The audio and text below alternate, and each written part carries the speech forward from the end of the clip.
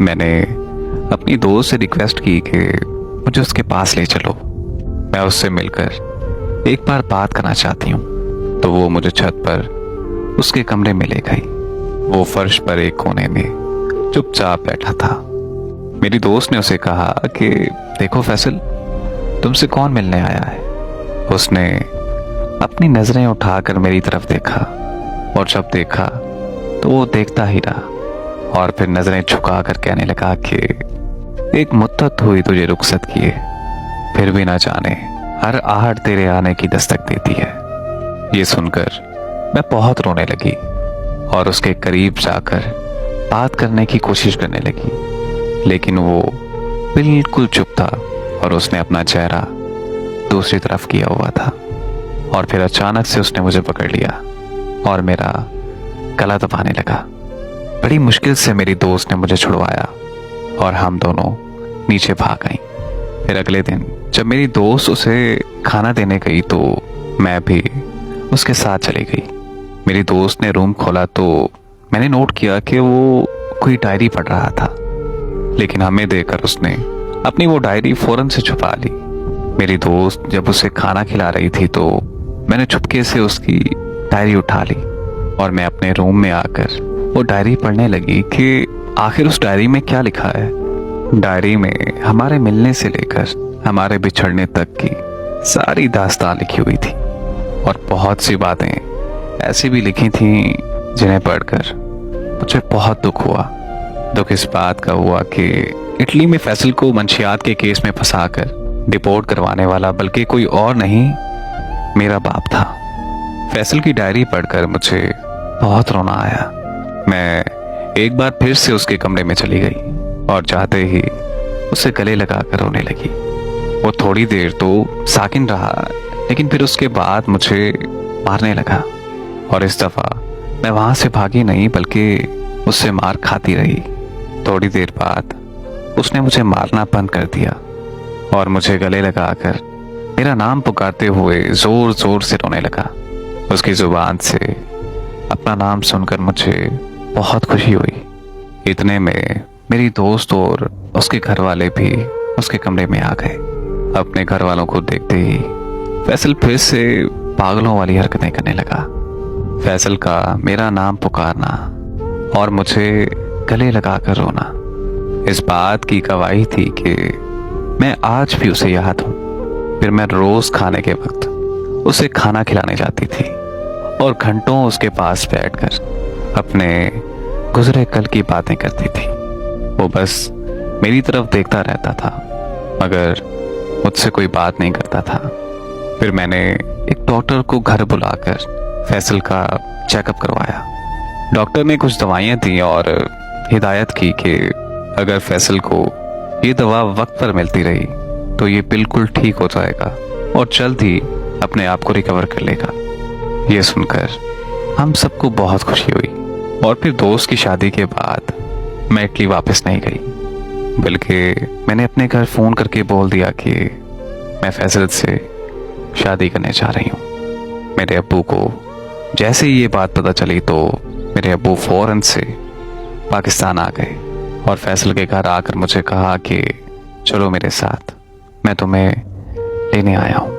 मैं नहीं जाना चाहती थी मगर फैसल के अब्बू ने कहा कि यहाँ कोई तमाशा मत करना वरना हमारी बदनामी होगी।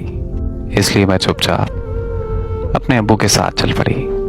हमारे पाकिस्तानी घर पहुंचकर अब्बू ने मुझे कहा कि मैं तुम्हारी शादी एक पागल से हरगिज नहीं कर सकता और वो वैसे भी मंशियात के केस में इटली से पाकिस्तान डिपोर्ट हुआ है, तो अब वो दोबारा कभी भी इटली नहीं जा सकता, जबकि तुम इटली को छोड़कर पाकिस्तान नहीं रह सकती। इसीलिए ये शादी कभी भी नहीं हो सकती। मैंने अब्बू से साफ साफ कह दिया कि मैं फैसल से शादी करके पाकिस्तान में ही रह लूंगी। आप मेरी हरगिज फिक्र ना करें और डॉक्टर ने बोला है कि फैसल जल्दी ही ठीक हो जाएगा। मेरी ये बात सुनकर मेरे अब्बू ने मुझे एक कमरे में बंद कर दिया और मेरी शादी मेरे उसी कज़न के साथ तय कर दी जिससे मैंने अपनी मंगनी तोड़ी थी। मेरे अब्बू ने मुझे कमरे में बंद करके 1 हफ्ते बाद मेरी शादी रख दी थी। मुझे कुछ समझ नहीं आ रही थी कि मैं क्या करूं। फिर मेरे अब्बू मेरे कमरे में आए और मेरे पांव पकड़कर रोने लगे, कहने लगे कि प्लीज मेरी इज्जत रख लो और तुम ये शादी कर लो।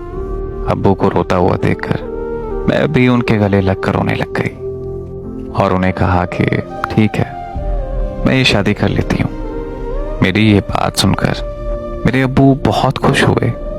फिर मैं हंसी खुशी अपनी शादी की तैयारियां करने लगी।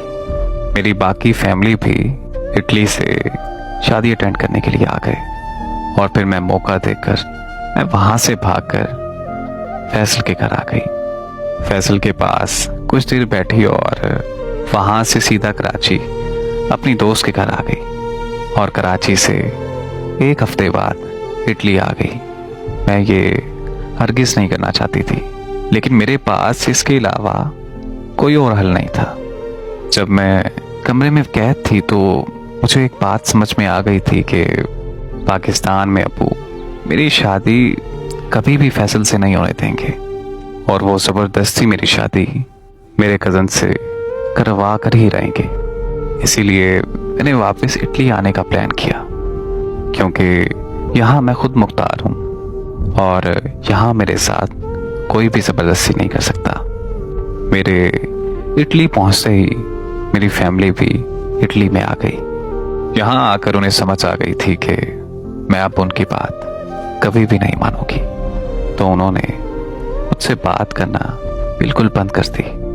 मेरे कहने पर फैसल ने फैसल के कमरे में एक बड़ी स्क्रीन लगवा दी ताकि मैं रोज़ फैसल से वीडियो कॉल पर बात कर सकूं। मैं रोज़ घंटों घंटों तक फैसल से वीडियो कॉल पर बातें करने लगी। शुरू में फैसल को पागलपन के दौरे पड़ते थे, मगर रोज़ाना दवाई खाने से वो वक्त के साथ साथ बिल्कुल ठीक हो गया। 2 साल गुजर चुके थे और फैसल अपने अब्बू का कारोबार संभाल चुका था। अब वक्त आ गया था कि मैं पाकिस्तान जाऊं और फैसल से शादी कर लूं। मैंने पाकिस्तान के लिए टिकट करवा ली थी, मगर इन दिनों इटली में समन कत्ल केस के चर्चे हर तरफ होने लगे और उसी केस में मुझे और मेरे घर वालों को वहां की पुलिस पकड़ कर ले गई।